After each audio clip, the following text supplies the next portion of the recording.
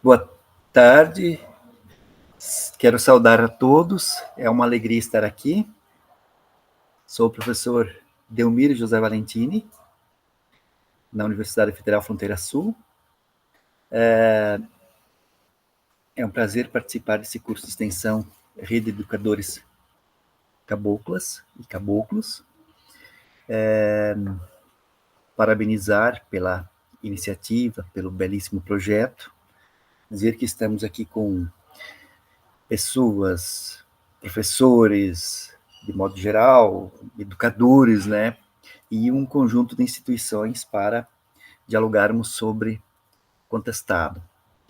Então, hoje, trago uma proposta de trabalho que pretendo dividir aqui um conjunto de ideias, entendimentos, e cujo título desta minha participação será Letras, Artes e História em tópicos da trajetória do contestado. Como o título já está especificando, tópicos, quando vou falar em tópicos, vou abordar alguns aspectos, e esses aspectos também é importante situar que estão dentro de áreas mais amplas, né? Falar em letras na história do contestado, ou da região do contestado, ou do movimento do contestado, ou do conflito do contestado, enfim, é amplo, da mesma forma que artes também, envolve aí um conjunto de conhecimentos específicos, e história em tópicos, né, digamos assim, que vamos por algumas décadas aí apontando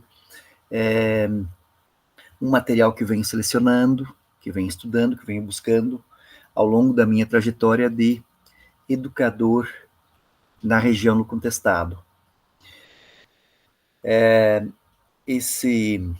Essa seleção que eu trago para a gente discutir e para uma contribuição também em nosso trabalho aí de pesquisa, de atuação, tanto no ensino fundamental, médio e nos últimos anos também no ensino superior.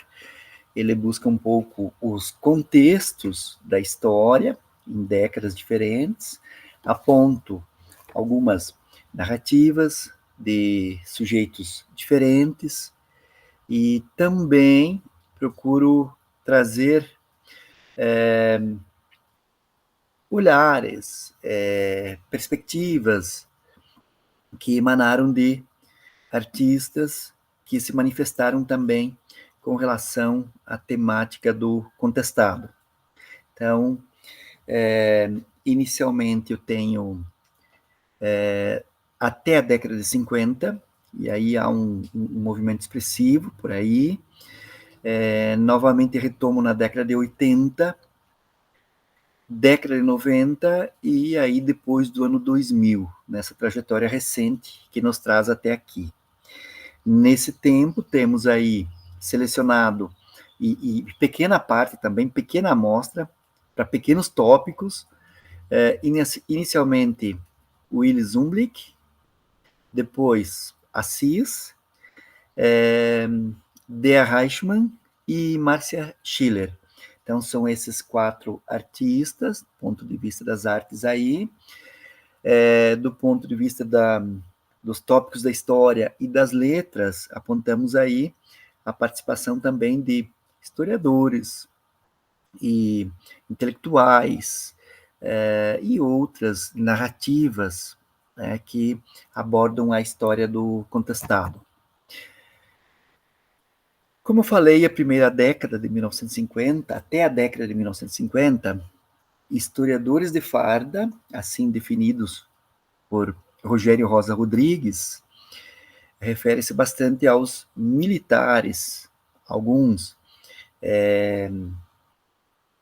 participaram do movimento bélico, atuaram enquanto biógrafos, relatores, e propriamente muitos, né, do ponto de vista da história contada oficialmente pelo Exército, nas décadas acontecendo e seguintes também, apontando até 1930, poucos, diversos historiadores aí contando dos aspectos aí apontados pelos militares. Diríamos que é quase possível falar também de historiadores de batina, né, Frei Pedro Sinzig e outros freis que participaram ou foram biografados por outros também, mas há um momento inicial de relatar a história, principalmente do conflito, mas aí também tentava situar o contexto, né, na construção de narrativas que tiveram uma sequência contínua de negação cultural, acusação de crimes e até aberrações contra caboclos, contra um dos lados envolvidos aí no conflito armado que aconteceu, especificamente ou didaticamente falando também, entre 1912 e 1916. Na década de 50, talvez um dos títulos aí que marca bastante e ao mesmo tempo expandiu bastante essa visão, um livro chamado Crimes e Aberrações da Religiosidade dos Nossos Caboclos. Esse livro tem uma influência muito forte a partir do momento em que ele até então, um dos livros, e por mais que quase meio século depois do acontecimento, ainda a reafirmar posições que condenavam o caboclo. O próprio título é uma grande tese, né? Do caboclo fanatizado, do caboclo que era o considerado o elemento pernicioso, o desordeiro, o incauto, né? O facínora, o impatriótico, né? E outros termos tantos usados assim deliberadamente para mostrar um dos lados da história vencido, eliminado fisicamente, culturalmente e das narrativas também, né? Apontado como esse sujeito, né? Capaz de ser punido aí pela República com a eliminação física ou a eliminação desse elemento pernicioso que perturbava a ordem, ou que teria perturbado a ordem. Se nós sairmos um pouco dessa narrativa e partirmos para as artes, aí talvez uma das primeiras representações, uma vez que Willy Alfredo Zumblick, natural do Tubarão, nasceu em 1913, um ano depois do início da Guerra do Contestado, portanto,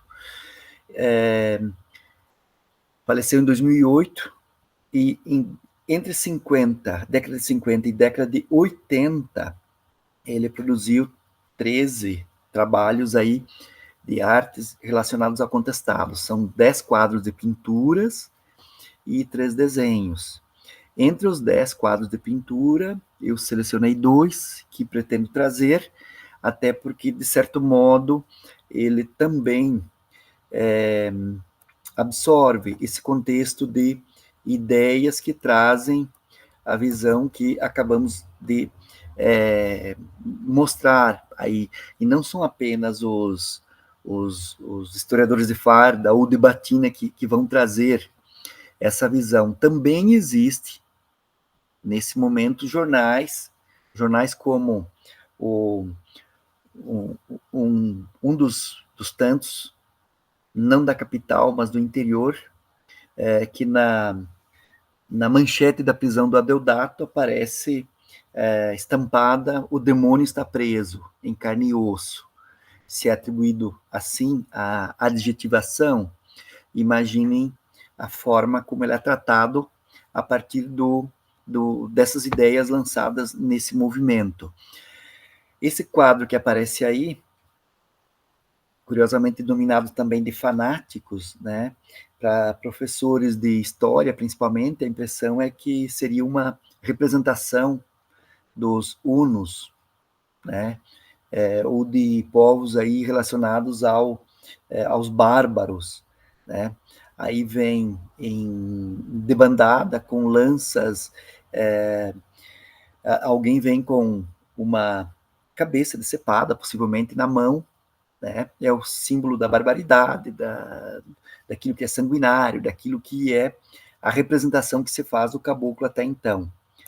Num segundo que eu trago também, e acho que merece uma leitura a partir desse contexto, é do mesmo artista, e se observarmos a fisionomia atribuída ou que tenta expressar o caboclo, nós vamos ver fisionomias que não são de humanos, né? Podemos observar aí os animais representados, né, com armas, com olhares, com uma percepção de que se trata de alguém que realmente não é digno, não tem ali aspectos de humanos, né?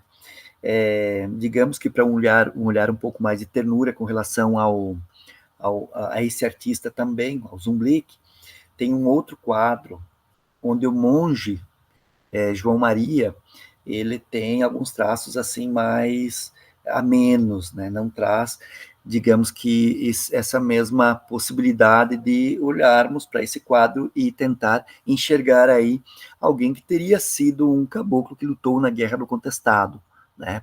Muito pelo contrário, né?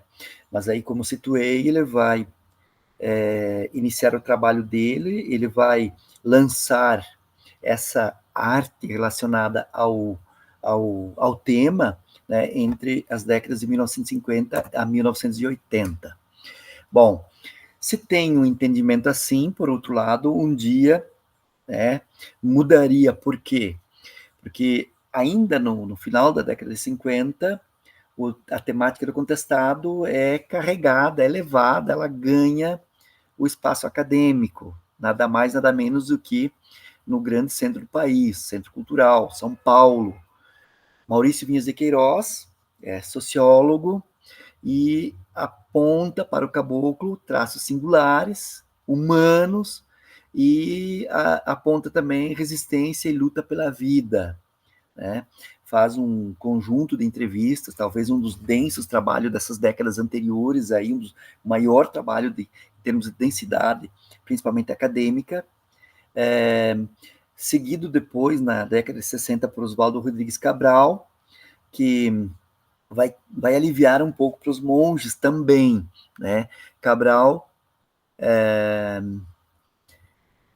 ele é enfático em dizer que não cabe peso de culpa sobre os ombros dos monges que palmilharam a região no Contestado, 1960, cuja tese de doutoramento depois é publicada em livro. João Maria, uma interpretação da campanha do Contestado.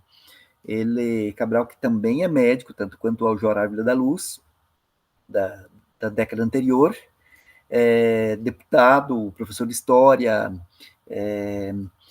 Oswaldo estuda os três monges, ele faz uma espécie de itinerário de cada um deles, comparando, mostra que não cabe simplesmente atribuir aos líderes e aos seus seguidores fanatizados, que seriam ingênuos e fanatizados pelas pregações dos monges. Então começa a mudar um pouquinho o olhar que você tem, e se chegamos entre a década de 1950 até 1980, ali também nós vamos encontrar artes que começam a mostrar um pouco mais de generosidade, pelo menos, com relação aos olhares que se tem para o caboclo, né?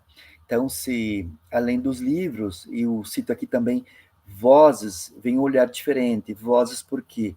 Porque além do trabalho do Maurício Vinhas de Queiroz, com entrevistas, com orações que recolhe pelo interior de Santa Catarina, com uma percepção sobre a cultura, sobre o modo de vida, tanto anterior como posterior ao movimento armado, o Assis e Edir de Assis Correia, natural de Curitiba, mas que desde a infância morou até o final da vida dele em 2008 também, tanto quanto o Zumblick, em Florianópolis, nesse caso o Assis. Ele nasceu em 26, portanto já depois da Guerra do Contestado. traz recursos artísticos além das artes visuais aí, além do grande quadro, do grande painel que em 1985 culminou como sendo uma das grandes obras desse artista. Ele também transitou aí pelo desenho, pintura, vídeo e fotografia. O Assis, ele ouviu do avô, que colecionava recortes de jornais, muitas histórias sobre o contestado. Vozes para o Assis vieram também, além das leituras do Vinhas de Queiroz, de conversas que tive com caboclos da região, serranos principalmente, no tempo que morou em Florianópolis, tinha contato com serrarias, ele ouviu tanto moradores que desceram do Planalto, né, quanto nas viagens dele. Então, Assis pintou, primeiro elaborou 78 desenhos, que em 83, 84 e 85 resulta naquele grande painel de mais de 36 metros quadrados, de 3 metros de altura por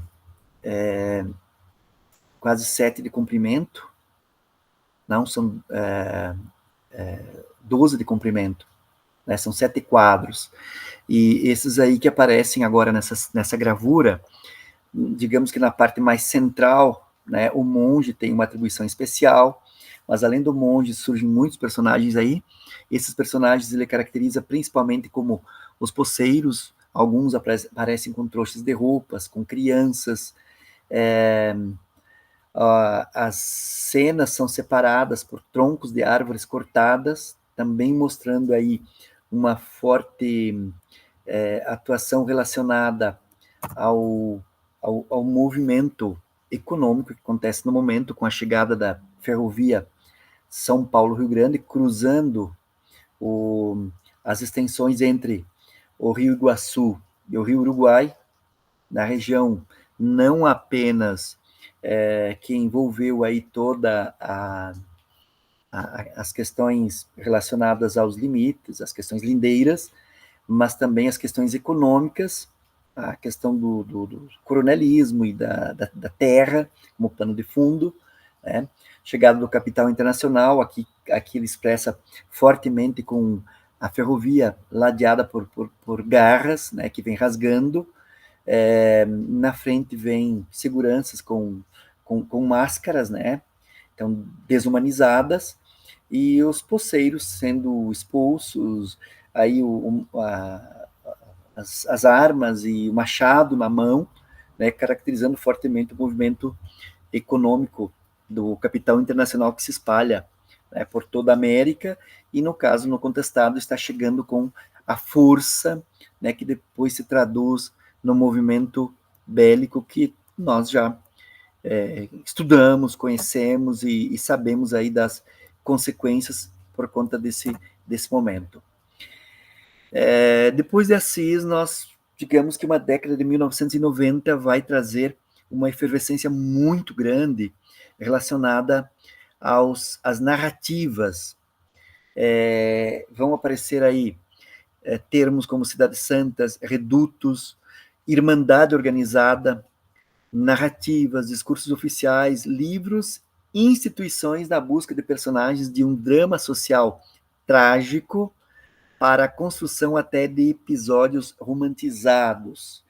Por que de episódios romantizados? Porque também é um momento em que talvez uma das frases que mais expressa isso veio do folclorista, músico Vicente Teles, onde ele afirmou categoricamente durante muito tempo que os caboclos, os sertanejos, foram mortos como bandidos e ressuscitados como heróis, numa tentativa de valer a ideia de que eles portavam aí um ideal de algo que seria inatingível nas pretensões, um ideal de que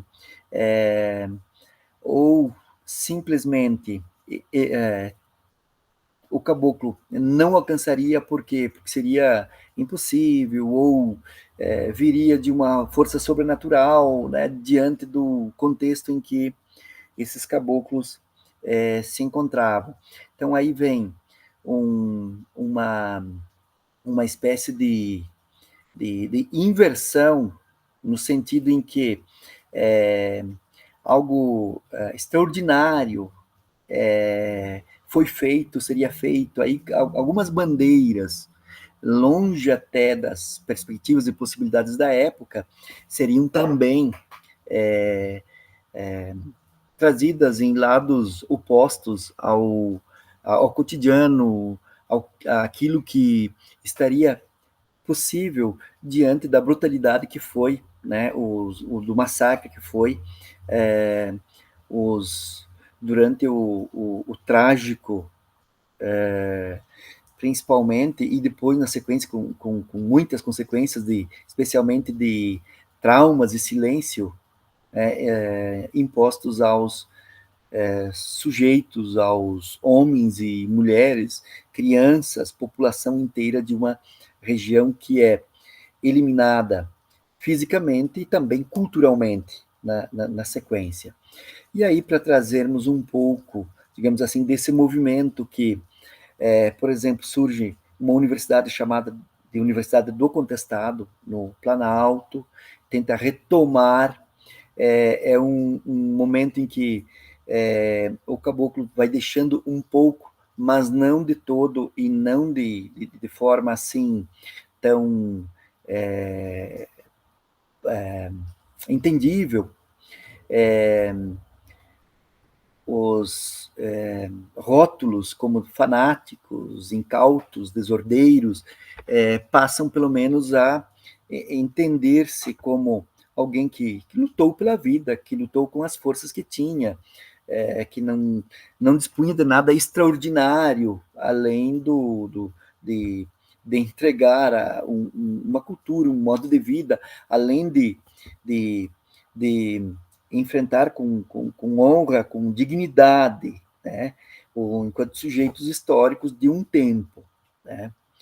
Aí, em artes, talvez a Dea Catarina Reichmann, uma gaúcha natural de Erechim, nasceu em 1930, hoje aposentada pela Universidade Federal do Paraná como bibliotecária, onde estudou, onde passou a vida, inclusive cursou Música e Belas Artes, Curitiba, e pintou 45 quadros que hoje se encontram no acervo da Universidade do Contestado em Mafra, também relatando, também trazendo a luta do sertanejo. Ela joga na tela também um pouco do entendimento que se traz nesse momento em que o caboclo volta a ser buscado enquanto um, um, um personagem que lutou, que deu a vida, e ela escancara um pouco no sentido de mostrar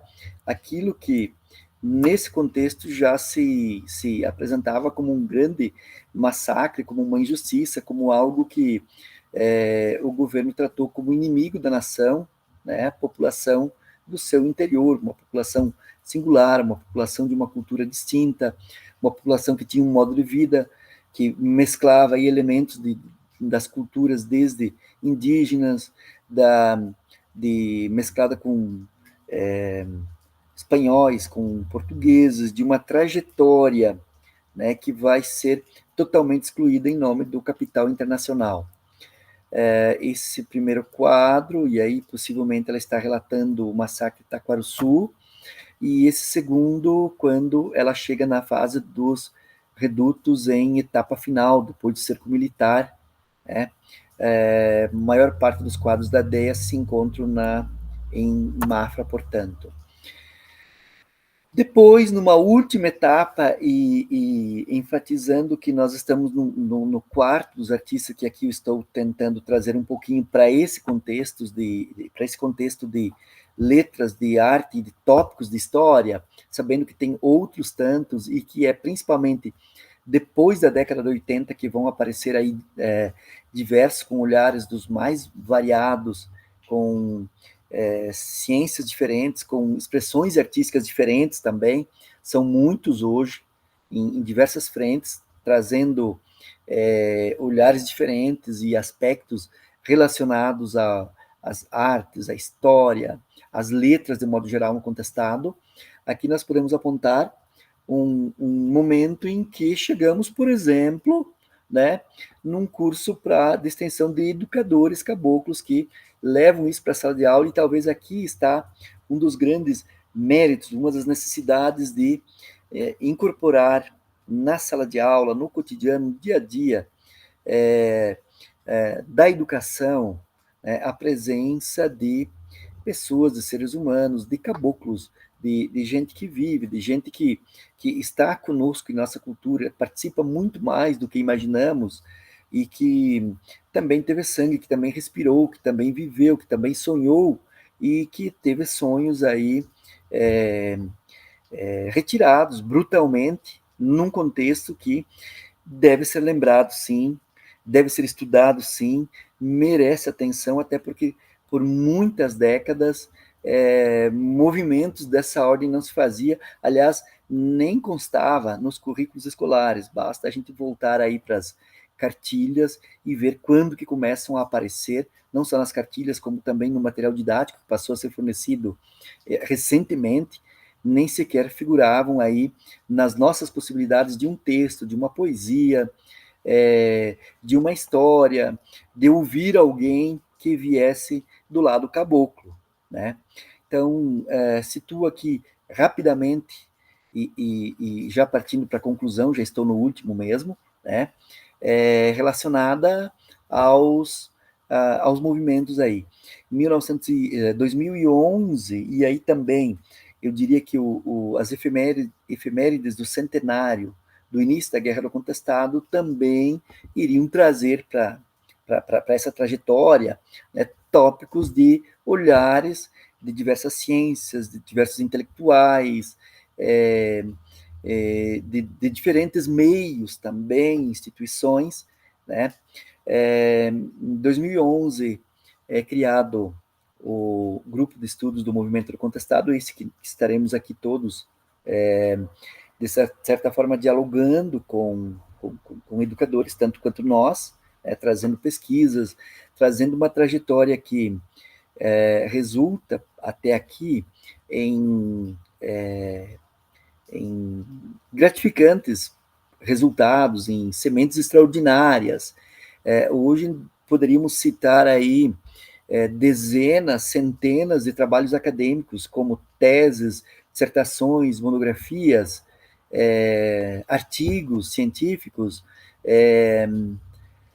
discutidos, abordando a história do contestado, né? Isso em instituições diferentes, em níveis escolares diferentes também, e a necessidade de iniciar desde o ensino fundamental, né, com essas temáticas tão importantes, né, tão significantes para esse passado histórico nosso, para essa trajetória dos moradores que viveram e que vivem na região do Contestado.